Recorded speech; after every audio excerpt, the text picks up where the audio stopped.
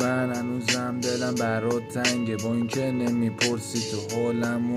اینجا افتادم مغزم انگه، رفتی و شیکوندی تو خوب بالمو. بعد اون رو تکرار هفته انگار همش جنگ زده سالمو. قلبم آتیش وجودتم نفته، رفتی و غرق کردی تو ناومو.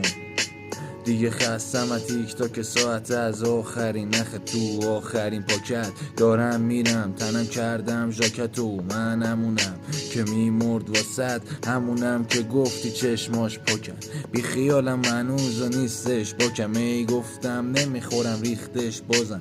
با این که بالام باز میسپت دادم، رفتی و چشماتو ندیدم دیگه. من خوب بودم چرا میگی بد، حالم بد نی فقط چشا ابریه. مهم نی تو اون بگذره که ساعت، واسه منی که میگفتم یه ساعت دیره. ما هم کم نرفتیم خب بگم مرد، قلبم شکست است و مغزم تیره. صدای درونم منو صدا کرد منو گفت برگرد. نمیدونه بیون چقدر بد سر کردم، خودیای خودم منو بدتر کردن. باز رود میشه بگی من بد کردم، تو رفتی میخوای من برگردم. نمیگیرمت دیگه نه من گردن، خوب نمیکنه دیگه هیچ چیز. کردم و بستم خودم و به قرصای سردرد، بستم خودم و به کسشر.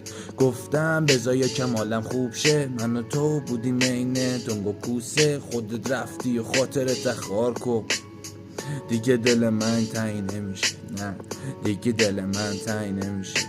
این پسرم رفت واسه همیشه، این دل من دیگه تنگ نمیشه. دیگه تنگت نی این قلب وقتی مهم نی چی میشم، مهمم نی که من چی میگم. تو هم که جات سیف میبین من.